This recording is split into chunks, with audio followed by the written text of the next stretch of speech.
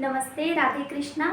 हम इकोनॉमिक्स से स्टूडेंट हैं और हमने न्यूज़पेपर में पढ़ा कि सरकार जो है 90% नेचुरल गैस की आपूर्ति जो है फर्टिलाइज़र प्लांट्स को करने वाली है।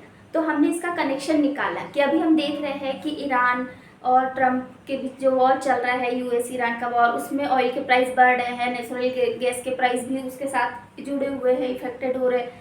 तो इससे हमारा एक सवाल है आपसे कि ये ऑयल का प्राइस बढ़ने से या एलएनजी का गैस का प्राइस बढ़ने से क्या हमारे किसान और हमारे जो थाली में रोज का भोजन आता है, क्या उसके बीच कोई संबंध है?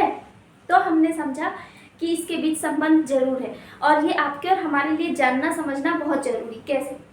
कि देखिए, अभी हम देख रहे हैं कि वॉर की वजह से जो है ऑयल के प्राइस बढ़ रहे हैं और ऑयल और जो नेचुरल गैस है वो एक दूसरे के बेस्ट फ्रेंड्स है। ऑयल और गैस एक ही जगह से एक्सट्रैक्ट होते हैं, है ना। तो जिस तरह ऑयल के प्राइस बढ़ेंगे तो उससे नेचुरल गैस के भी प्राइस बढ़ेंगे। अब आप सोचेंगे कि ये तो भाई ट्रम्प की और ईरान की गलती है ना, इसमें हमने तो कुछ किया नहीं है और हम कर भी क्या सकते। ठीक है, हम उसी पॉइंट पे आ रहे हैं कि हम क्या कर सकते। तो हमने आपको बताया, हम आपको न्यूज़पेपर की क्लिप इसमें लगा कर दे देते हैं ताकि आप इसको बाद में पढ़ भी सकें कि 90% नेचुरल गैस की supply to fertilizer production units. सरकार ने अभी ये सोचा है कि हम 90% नेचुरल गैस जो है वो किसके लिए देंगे, हम वो फर्टिलाइजर प्रोडक्शन प्लांट्स को देंगे, फर्टिलाइजर बनाने वाली कंपनीज को देंगे, उन यूनिट्स को देंगे। ठीक है, तो अब आपको भी पता है, सबको पता है कि हमारे भारत देश में जो है जुलाई अगस्त में बुआई का सीजन, जुलाई अगस्त में शोइंग सीजन शुरू हो जाता है और जब हमारे यहाँ खेती करने का सीजन शुरू होगा तब हमें फर्टिलाइजर्स की बहुत ज़रूरत पड़ेगी। और ऐसा तो हो नहीं सकता कि आज हमें ज़रूरत है तो हम रातों रात फर्टिलाइजर बना लें, है ना। हमें आज से बनाने होंगे तब जाकर हम जुलाई अगस्त में किसानों को फर्टिलाइजर उपलब्ध करवा सकेंगे।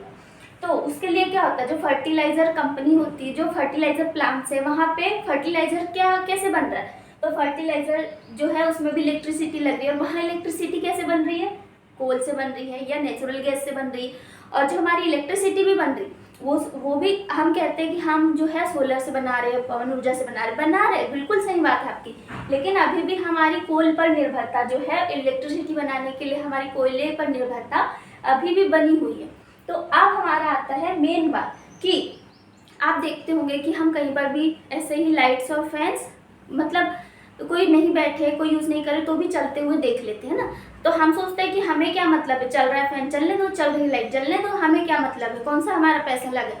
हॉस्टल्स में या फिर कहीं ऑफिसेस में या अपने घरों में भी कहीं, है ना, अगर ऐसा सोचते हैं कि चल रहा है चलने दो। घरों में तो ऐसा नहीं होता क्योंकि उसका बिल हमें भरना होता है, लेकिन ऐसी जगहों पर जहाँ पे बिल हमें डायरेक्टली नहीं भरना है, हम क्या सोचते हैं कि जल रही लाइट जलने दो, हमारा कौन सा पैसा जा रहा है, चल रहा है फैन चलने दो, हमारा कौन सा पैसा जा रहा है ना। अब आते हैं कि इसमें हमारा क्या जा रहा है।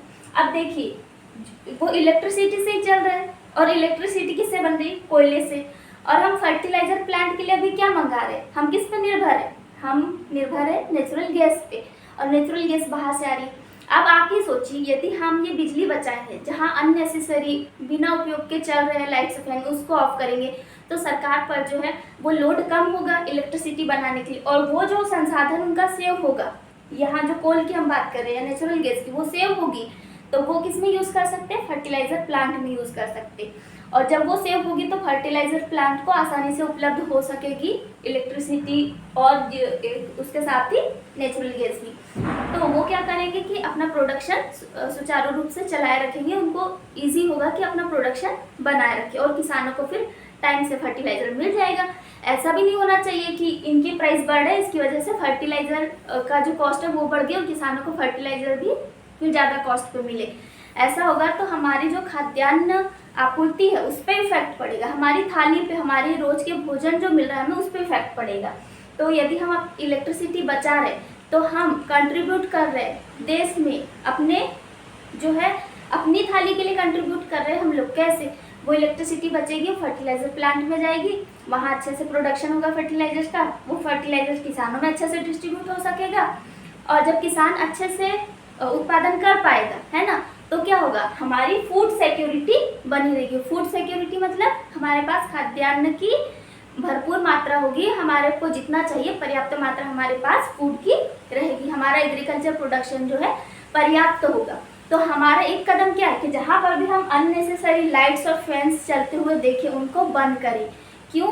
क्योंकि हमें ये नहीं सोचना है कि ये तो ईरान की लड़ाई है, ट्रम्प की लड़ाई, ये हमारी थाली को भी इफेक्ट कर सकता है, हमारे देश के किसानों को भी इफेक्ट कर सकता है।